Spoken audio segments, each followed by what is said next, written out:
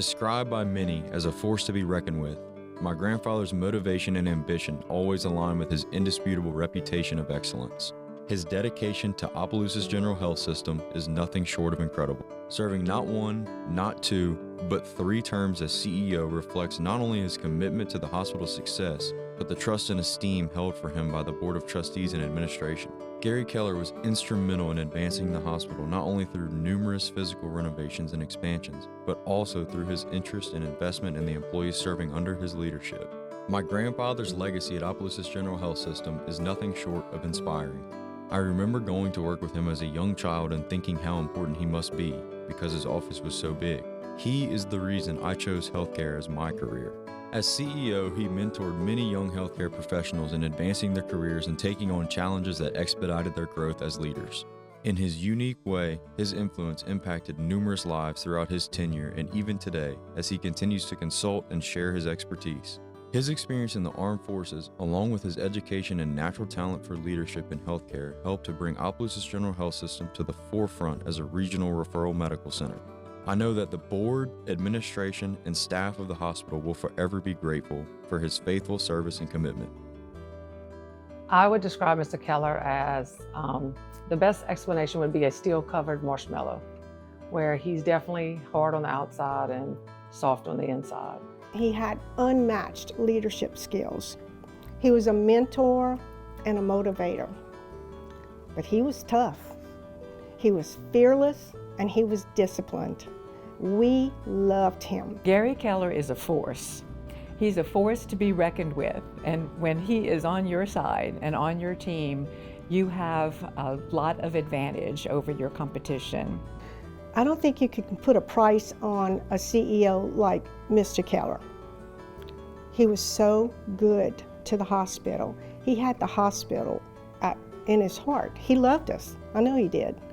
You know, if you were the janitor or if you were just a cook in the kitchen like myself at one point, he made sure that he reached out and he said hi to you or good morning to you every day. And that spoke volume to us as employees. I've seen throughout the years where he could tell you a housekeeper's grandchildren's names, and those employees would light up. We knew as a board we could always count on Gary, and to this day, we count on Gary.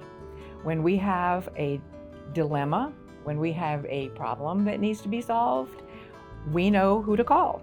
Mr. Keller did multiple tours at our hospital.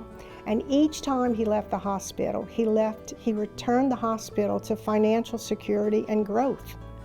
How many CEOs get invited back to do that? Well, this man did. So I can remember he was almost 70 years old, and I walked in his office one day and he was writing something. I asked him what he was doing, and he was taking a college class in writing.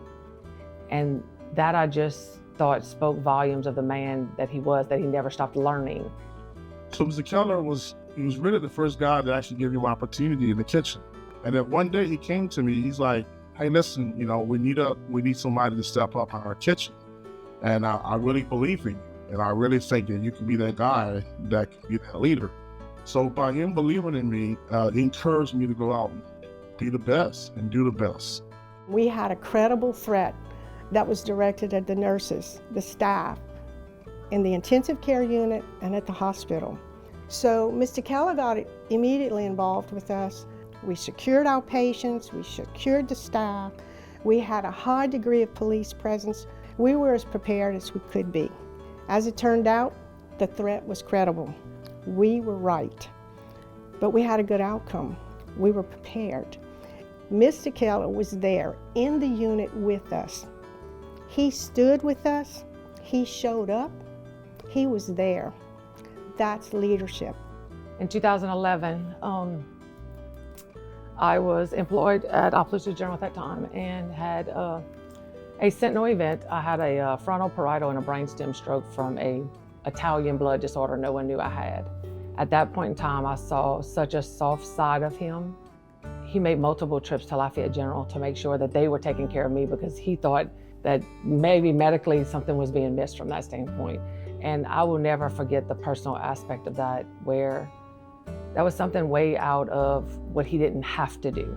And that again just speaks volumes for the man he is. He always goes above and beyond for anything. He is a gifted man, and he was one of the best CEOs and administrators ever to serve at Opelousas General. It has been our gift that in spite of all of his accomplishments, Gary remains loyal to Opelousas General Health System. He never says no. He always has a plan, and he always has a solution. I always say that he's like St. Peter at the gates, second to Jesus, because he could definitely make miracles happen.